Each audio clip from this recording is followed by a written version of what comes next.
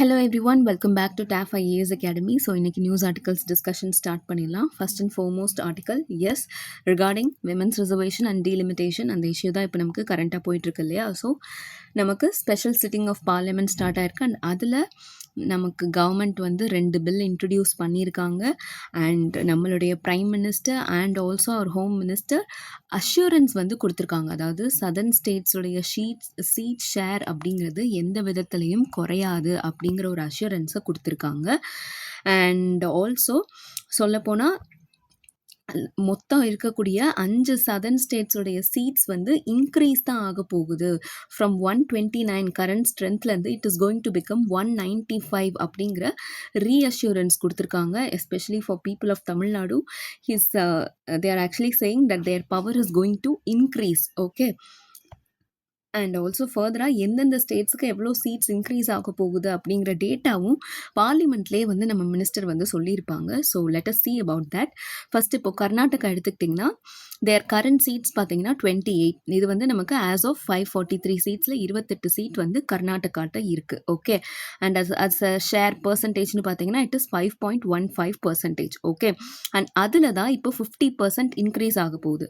So இப்போ 28ல் உங்களுக்கு 50% 14. So they are going to get 50%, another 14 seats, which is 42. So their current number, அதாவது நமக்கு 16 seeds இல்லையா, ஏன்னா மொத்தமாக 850 சீட்ஸாக வந்து இன்க்ரீஸ் பண்ண போகிறாங்க. அதில் 815 or 16 is for states and remaining 34 or 35 வந்து நமக்கு யூடிஸ்க்கு அப்படின்னு பார்த்தோமா நேற்று. ஸோ அதில் நமக்கு வந்து 5.14%. ஸோ நமக்கு அந்த ப்ரப்போர்ஷன்றது மோரார்லெஸ் அப்படியே தான் மெயின்டைன் ஆகுது. அண்ட் ஈச் ஸ்டேட்டோட ஷேர் வந்து அதுக்கேற்ற மாதிரி இன்க்ரீஸ் ஆகுது அப்படிங்கிற டேட்டாவை ப்ரொவைட் பண்ணியிருக்காங்க. ஃபார் எக்ஸாம்பிள் நம்ம ஸ்டேட் தமிழ்நாடு எடுத்துக்கோங்க.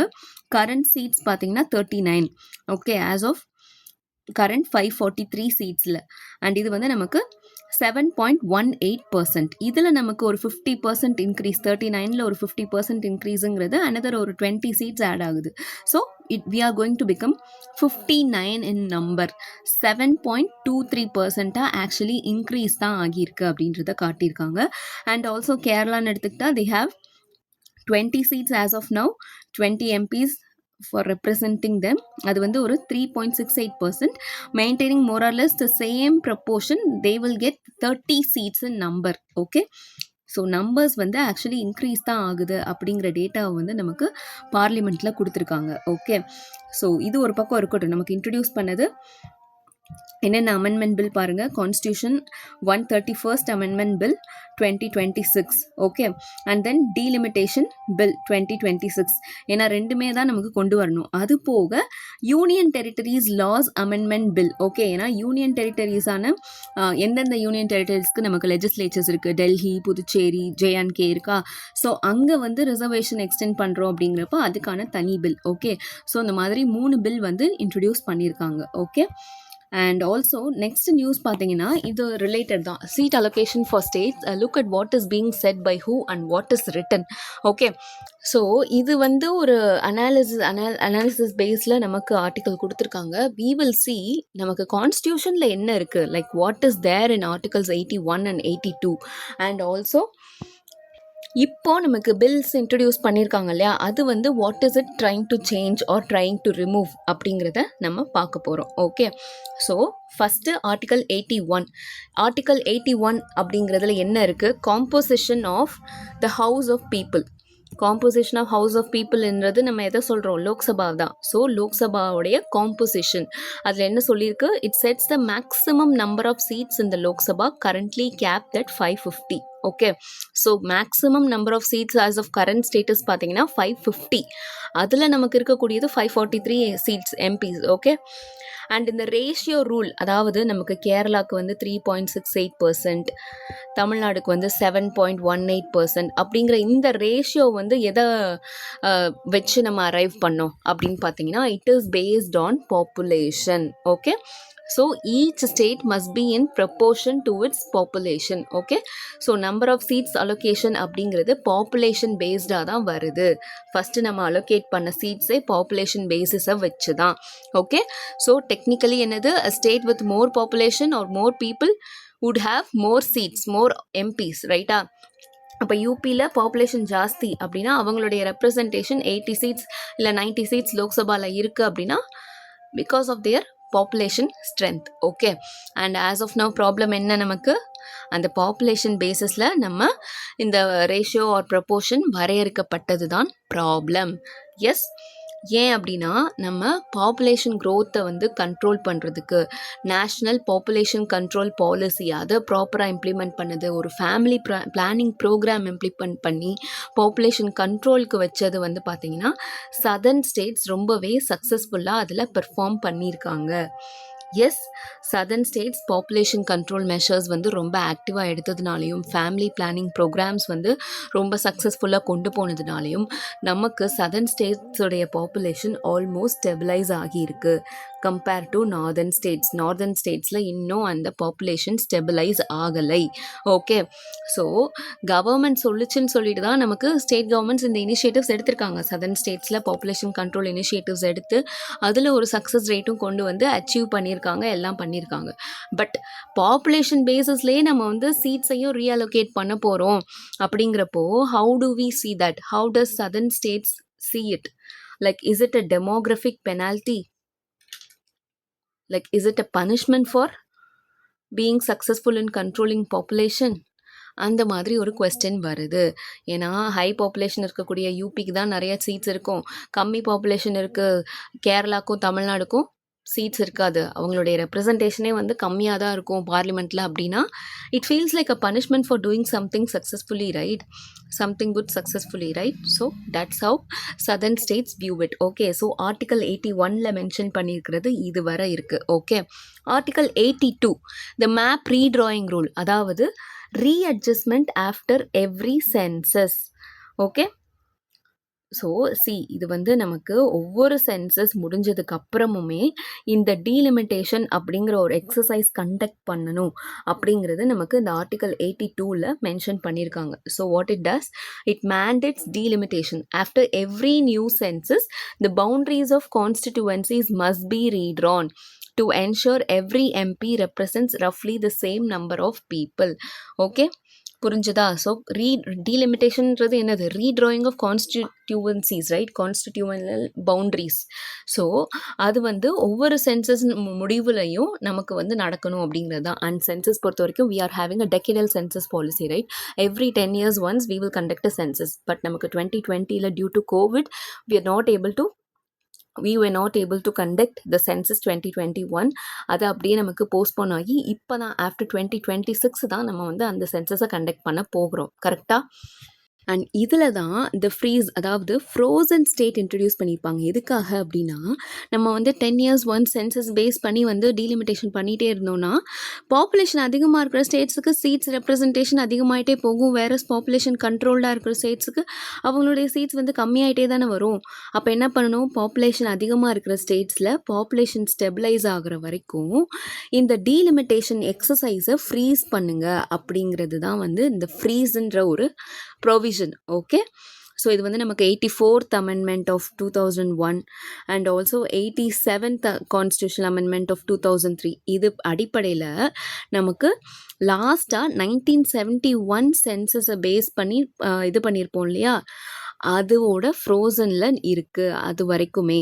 இது வந்து நமக்கு நெக்ஸ்ட் ஒரு 2026 வரைக்குமே இந்த ஃப்ரீஸ் பாலிசி அப்படிங்கிறது இருக்குது. ஓகே, ஸோ ரீஅட்ஜஸ்ட்மெண்ட், அதாவது டீலிமிட்டேஷன் அப்படிங்கிறது அப்படியே ஃப்ரீஸ் பண்ணி வச்சுருக்கோம். ஓகே, இது வந்து நமக்கு 2026க்கு அப்புறம் இந்த ஃப்ரீஸ் வந்து எக்ஸ்பயர் ஆயிரும்.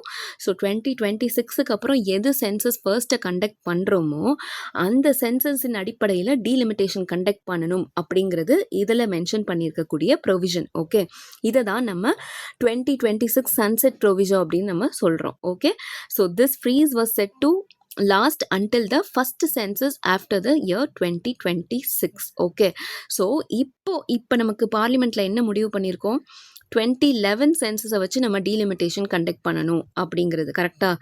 2011 சென்சஸுங்கிறது ஆப்வியஸ்லி 2026க்கு முன்னாடியே எடுத்த சென்சஸ். எதுக்காக நம்ம 2026க்கு அப்புறம் இருக்கிற சென்சஸ் வச்சு டீலிமிட்டேஷன் பண்ணாமல் 2011 வச்சு பண்ணுறோம்? ஏன்னா government wants to implement women's reservation bill sooner and they want to do this delimitation exercise with 2011 census to go forward with it. Okay, ஏன்னா நமக்கு 2027 சென்சஸ்ங்கிறது இனிமே தான் நம்ம ஸ்டார்ட்டே பண்ண போகிறோம். ஸோ அந்த ப்ராசஸ் முடியவே ஒரு 1 or 2 years ஆயிரும், கரெக்டாக? So government wants to do it with 2011 census so that women's reservation also be implemented and in that will happen sooner in 2029 polls itself. அதுதான் கவர்மெண்ட்டுடைய எய்மாக இருக்குது, கரெக்டாக? தேர் அப்ஜெக்டிவ் இஸ் ஓகே. ஸோ அதனால் இந்த ப்ரொவிஷனையே வந்து ரிமூவ் பண்ணுறதுக்கு இந்த பில்லில் சொல்லியிருக்காங்க. ஓகே, ஸோ உங்களுக்கு தெளிவாக இதில் நியூஸ் ஆர்டிக்கலில் அதுதான் கொடுத்துருப்பாங்க. ஓகே, நமக்கு article 82 puts a freeze on readjustment of allocation of seats until 2026. Okay, so இப்போ நமக்கு 2027 சென்சஸ் வச்சு டேட்டா எடுத்திருந்திருப்போம். But we want to do this delimitation immediately with 2011 census. அதனால் இதுலையும் நமக்கு அமெண்ட்மெண்ட்ஸ் கொண்டு வரப்படுது. ஓகே, ஸோ இந்த சன்செட் ப்ரொவிஷன் அப்படிங்கிறது ஒரு சேஃப்கார்டு தான், கரெக்டாக? இப்போ இதை ரிமூவ் பண்ணுறோம் அப்படின்னா இன்னொரு மேஜர் இஷ்யூ இதில் இருக்கிறது அதுதான். இதை ரிமூவ் பண்ணுறோம் அப்படின்னா என்ன சொல்ல வரோம் அப்படின்னா, அடுத்து பார்லிமெண்ட் மே டிட்டர்மைன் அப்படிங்கிற ஒரு கிளாஸ், நமக்கு ஒரு வேர்ட் வந்து ஆட் ஆகுது. நமக்கு அடுத்து நடக்கக்கூடிய டீலிமிட்டேஷன் அப்படிங்கிறது எந்த சென்சஸின் அடிப்படையில் நடக்கணும் அப்படிங்கிறத பார்லிமெண்ட் மே டிட்டர்மைன் அப்படின்னு போயிடுது. ஓகே, ஸோ அந்த இடத்துல இந்த ஒரு ப்ரிவென்ஷன், ஒரு கிளாஸ் இருக்கு இல்லையா, ஒரு ப்ரொடெக்ஷன், அது வந்து தகர்த்தெறியப்படுது. ஓகே, ஸோ இது வந்து ஒரு மேஜர் இஷ்யூவாக இருக்குது. அண்ட் அடுத்து பார்த்தீங்கன்னா நமக்கு இந்த ப்ரப்போர்ஷன், சீட் ப்ரப்போர்ஷன் இருக்கு இல்லையா, இப்போ கேரளாவுக்கு 3%, தமிழ்நாடுக்கு 7% அப்படிங்கிறது. ஸோ அந்த ரிலேட்டிவ் ஷேர் அப்படிங்கிறது சேஞ்ச் ஆகும். அண்ட் அதில் மேஜராக லூசர்ஸ்ன்னு பார்த்தீங்கன்னா நம்ம சதர்ன் ஸ்டேட்ஸான கேரளா அண்ட் தமிழ்நாடு தான். இதில் யார் அதிகமாக கெயின் பண்ணுவான்னு பார்த்தீங்கன்னா ராஜஸ்தான், பீகார், யூபி. ஸோ இந்த மாதிரி இஷ்யூவாக இருக்குது. ஓகே, ஸோ புரிஞ்சுதா? ப்ரப்போர்ஷன்லேயும் அடி வாங்கும் மேஜராக. ஓகே, அண்ட் ஆல்சோ இது போக நமக்கு சீட்ஸ் அதிகமாக இன்க்ரீஸ் பண்ணுறோம் அப்படிங்கிறப்போ நமக்கு கவுன்சில் ஆஃப் மினிஸ்டர்ஸ் இருக்காங்க இல்லையா. இப்போ கவுன்சில் ஆஃப் மினிஸ்டர்ஸ் அதாவது நமக்கு ஓவராலாக பார்லிமெண்ட்டில் எம்பிஸ் இருப்பாங்க. அண்ட் எம்பிஸ் நமக்கு அப்போசிஷன் ரூலிங் பார்ட்டியோட எம்பிஸ் எல்லாருமே இருப்பாங்க. தென் ரூலிங் பார்ட்டி கவர்மெண்ட்டுடைய மினிஸ்டர்ஸ் இருப்பாங்க. எஸ், கவுன்சில் ஆஃப் மினிஸ்டர்ஸ், ரைட்டா? Council of ministers are collectively responsible to the house of the people, to the Lok Sabha, கரெக்டாக? ஸோ அந்த கவுன்சில் ஆஃப் மினிஸ்டர்ஸுடைய ப்ரப்போர்ஷன் அப்படிங்கிறது 15% அப்படிங்கிற லிமிட் இருக்குது. எஸ், கான்ஸ்டியூஷனில் நம்ம அதுவுமே அமெண்ட்மெண்ட்டில் தான் கொண்டு வந்தோம். பட் ஸ்டில் கான்ஸ்டியூஷனில் மென்ஷன் பண்ணியிருக்கிறது என்னது, கவுன்சில் ஆஃப் மினிஸ்டர்ஸோடைய சைஸ் அப்படிங்கிறது 15% ஆஃப் த லோக்சபா அப்படின்னு இருக்குது. ஸோ இப்போ நம்ம வந்து ஒரு 815 எம்பிஸ் 816 எம்பிஸ் வந்து இருக்க போகிறாங்க அப்படின்னா அப்போ கவுன்சில் ஆஃப் மினிஸ்டர்ஸோடைய சைஸ் என்ன, கேபினட்டுடைய சைஸ் என்ன? ஸோ இந்த மாதிரி ஒரு இஷ்யூ இருக்குது. எல்லாரோடைய ரெப்ரசன்டேஷனும் இருக்குமா, எல்லாராலையும் ஈக்குவலாக வந்து அங்கே பேச முடியுமா, டிபேட் முடியுமா? So what about question hour, 0 hour intervention, இந்த மாதிரி நிறையா இஷ்யூஸ் இருக்குது. நம்ம வந்து பார்லிமெண்ட்ரி சீட்ஸ் இன்க்ரீஸ் பண்ணுறோம் அப்படிங்கிறப்போ. அண்ட் நமக்கு ரீஅஷூரன்ஸ் கவர்மெண்ட் சைட்லேருந்து வருது, அப்சல்யூட் நம்பர்ஸ்லையும் நமக்கு இன்க்ரீஸ் ஆயிருக்குன்றதை இங்கே கொடுத்துருக்காங்க, நம்ம பார்த்தோம். அண்ட் ஆல்சோ ஃபர்தராக நம்ம ப்ரைம் மினிஸ்டருமே வந்துட்டு இதை வந்து இந்த பில்ஸ் பாஸ் பண்ணுறதுக்கான கிரெடிட் வந்து நாங்கள் எடுத்துக்கல, நீங்கள் அப்போசிஷனுக்கானதாகவே இருக்கட்டும், it is done out of national interest அப்படிங்கிறத சொல்லியிருக்காங்க. But will have to see many people, especially opposition side இருந்திருக்கட்டும் இல்லை கான்ஸ்டியூஷனல் எக்ஸ்பர்ட்ஸாக இருக்கட்டும், அவங்க சொல்கிறது டீலிமிட்டேஷன் ஃப்ரம் விமென்ஸ் ரிசர்வேஷன், அதாவது டீலிமிட்டேஷனையும் விமென்ஸ் ரிசர்வேஷனையும் எதுக்காக வந்து கம்பைண்டாக கொடுக்கணும் அப்படிங்கிற ஒரு விஷயத்தை வந்து கொஸ்டின் பண்ணுறாங்க. So will have to wait and see நமக்கு வந்து இது பார்லிமெண்ட்டில் இந்த பில்ஸ் வந்து பாஸ் ஆகுதா, வாய்ஸ் ஓட் எப்படி வந்து, ஏன்னா இதுக்கு இட் ரெக்வயர்ஸ் கான்ஸ்டியூஷனல் அமெண்ட்மெண்ட் அப்படிங்கிறப்போ it requires special majority. 131st constitutional amendment bill introduce பண்ணியிருக்காங்க. 2/3 மெஜாரிட்டியில் நமக்கு ஓட்டிங்ஸ் வந்து நடக்கும். Will have to wait and see whether it gets passed or not. Okay, so that's all about this one. Next news பாருங்கள். voters cannot be punished for not wanting to vote, supreme court. So இது வந்து voting வந்து like voters வந்து போல் டே இருக்குல்ல, அன்றைக்கி election அன்னைக்கு ஓட்டு கண்டிப்பாக போடணும் அப்படிங்கிற மாதிரி ஒரு பெட்டிஷன் வந்து கோர்ட்டில் போட்டிருக்காங்க. ஸோ அதுக்கு நம்ம சுப்ரீம் கோர்ட் ரெஸ்பான்ஸ் தான் இது. Okay, so voters cannot be punished for not wanting to vote. India பொறுத்த வரைக்கும் ஓட்டிங் அப்படிங்கிறது ஒரு ஃபண்டமெண்டல் டியூட்டியாக கூட நமக்கு வந்து எக்ஸாக்டாக மென்ஷன் பண்ண கிடையாது. And it is our constitutional right அப்படின்னே சொல்லலாம். Okay, so it is a statutory right, not fundamental. இது வந்து அகெயின் நமக்கு ஏப்ரல் மந்த்லேயே நடந்த ஒரு பெட்டிஷன், ஒரு கேஸில் வந்துட்டு சுப்ரீம் கோர்ட் ரீட்ரைட் பண்ணியிருப்பாங்க. Right to vote is a statutory right rather than a fundamental right அப்படிங்கிறத மென்ஷன் பண்ணியிருப்பாங்க. Okay, so this is the legal status of the right to vote. உங்களுக்கு ப்ரிலிமினரியில் இது ரிலேட்டடான கொஸ்டின்ஸ் கூட கேட்கலாம். Okay, so what is the status of the right to vote? It is a constitutional right, fundamental right, legal right, இந்த மாதிரி. Okay, and right to vote mention பண்ணியிருக்காங்களா கான்ஸ்டியூஷனில்? எஸ், நமக்கு article 326 talks about universal adult suffrage. Okay, and also நமக்கு representation of people act 1950 and 51 கூட நமக்கு இதுக்கான eligibility என்ன, எனக்கு above 18 years as are eligible to vote இருக்கா விதவுட் எனி டிஸ்கிரிமினேஷன். எஸ், அதுதான் மென்ஷன் ஆகியிருக்கு. And right to not vote, அதாவது ரைட் நாட் டு ஓட், அதாவது இப்போ எனக்கு ஓட்டு போடுறதுக்கு எந்த அளவுக்கு உரிமை இருக்கோ அதே மாதிரி என் ஓட்டு போட மாட்டேன் அப்படின்னு சொல்கிறதுக்கும் உரிமை இருக்குது. அதுதான் நமக்கு நோட் ஆப்ஷன் இன்ட்ரடியூஸ் பண்ணியிருப்பாங்க இல்லையா? Yes, NOTA, none of the above, வேறு யாருக்கும் நான் ஓட்டு போட விரும்பலை அப்படிங்கிற option.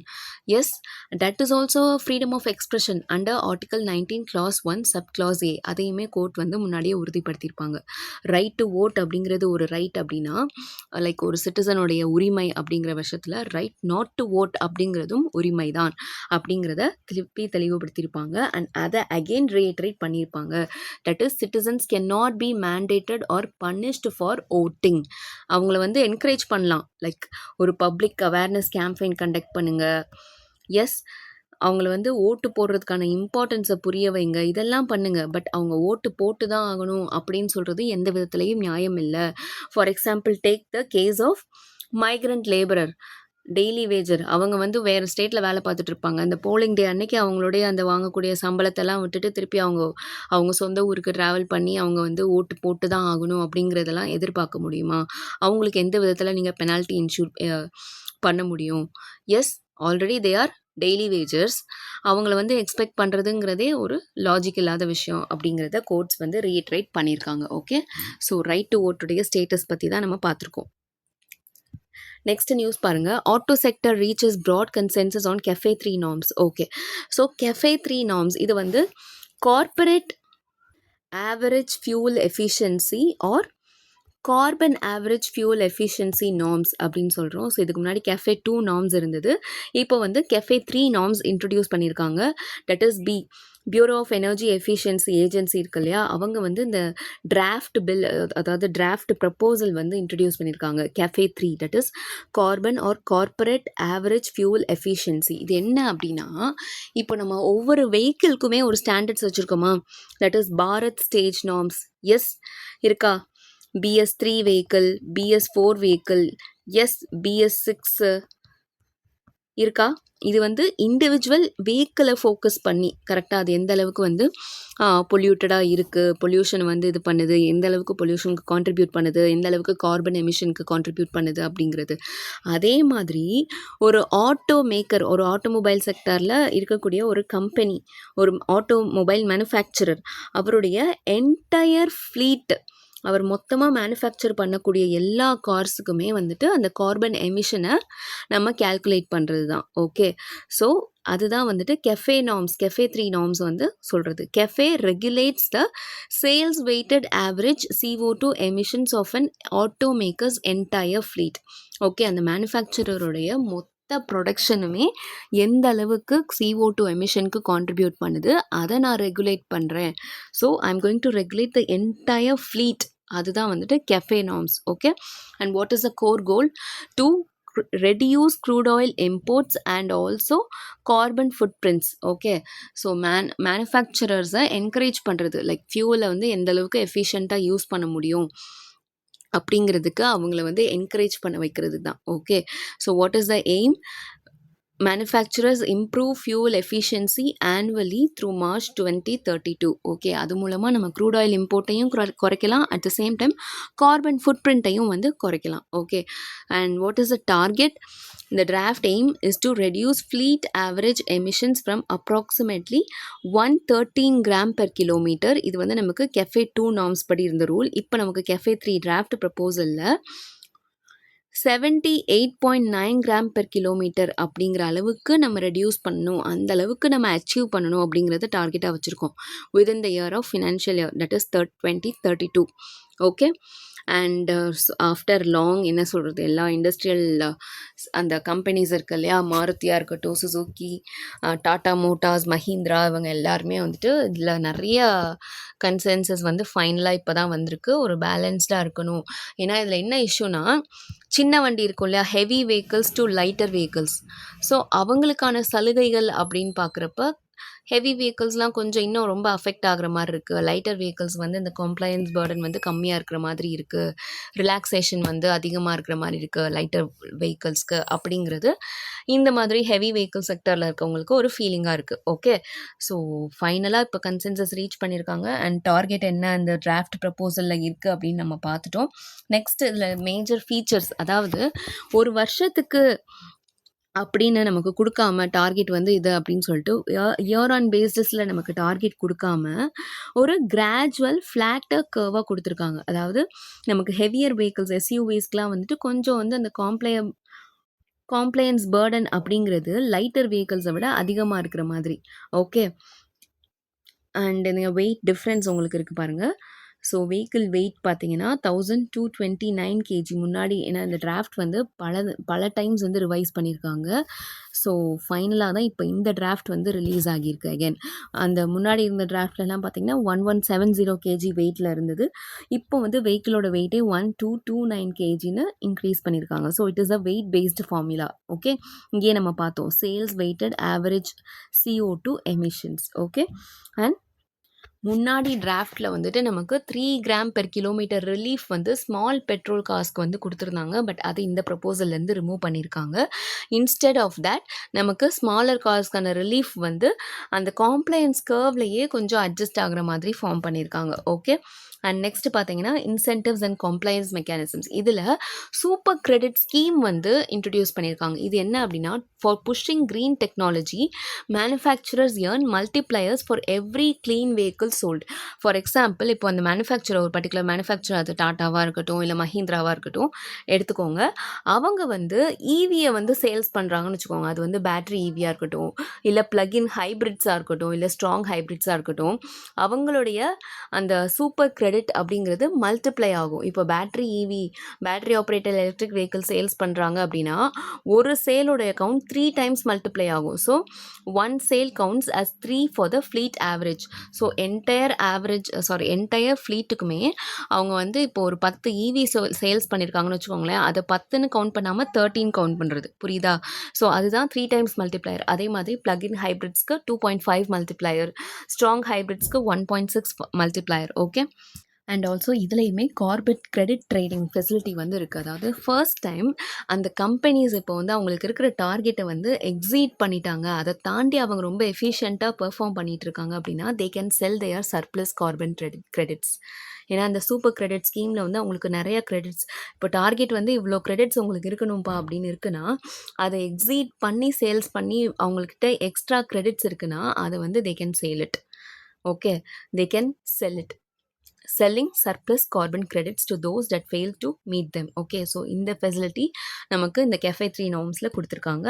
And also be market participation, அதாவது இந்த ஓஇஎம்ஸ்ன்றது அந்த ஒரிஜினல் எக்விப்மெண்ட் மேனுஃபேக்சரர்ஸ், அதாவது அந்த கார் கம்பெனியே வந்துட்டு அந்த வெஹிக்கிளை வந்து டிசைன் பண்ணி பில்ட் பண்ணுறாங்க இல்லையா, அவங்கள தான் வந்து நம்ம ஒரிஜினல் எக்விப்மெண்ட் மேனுஃபேக்சரர்ஸ்னு சொல்லுவோம். They can also purchase credits directly from the B at fixed prices. Okay. So yes, நமக்கு வந்து லிட்ரலி கார்பன் கிரெடிட் ட்ரேடிங் அப்படிங்கிறது என்விரான்மெண்ட்லேயும் நம்ம பார்த்துருக்கோம். கரெக்டாக பொல்யூஷன் ட்ரேடிங் மெக்கானிசம் எல்லாத்துலேயுமே நம்ம பார்த்துருக்கோம். ஸோ அந்த வகையில் ஆட்டோமொபைல் செக்டரில் நமக்கு கார்பன் எமிஷன்ஸை கர்வ் பண்ணுறதுக்கான ஒரு இனிஷியேட்டிவ் தான் இது. அண்ட் இதை ப்ரமோட் பண்ணுற விதமாக நமக்கு CAFE 3 நார்ம்ஸ்லையும் கார்பன் கிரெடிட் ட்ரேடிங் ஃபெசிலிட்டி வந்து இன்ட்ரடியூஸ் பண்ணியிருக்காங்க. அண்ட் இந்த original equipment manufacturers, for example Maruti Suzuki, அவங்க வந்து டிரெக்டாக பியூரோ ஆஃப் எனர்ஜி எஃபிஷியன்சி அவங்க கிட்ட இருந்தே ஒரு ஃபிக்ஸட் ப்ரைஸில் இருந்து பர்ச்சேஸும் பண்ணிக்கலாம். ஓகே. ஸோ அந்த கிரெடிட்ஸ். ஓகே. ஸோ இந்த மாதிரி ஃபெசிலிட்டியும் இந்த CAFE 3 நார்ம்ஸில் இன்ட்ரடியூஸ் பண்ணியிருக்காங்க. Okay. So that's all about it and that's all for today. Thank you so much for வாட்சிங். See you tomorrow.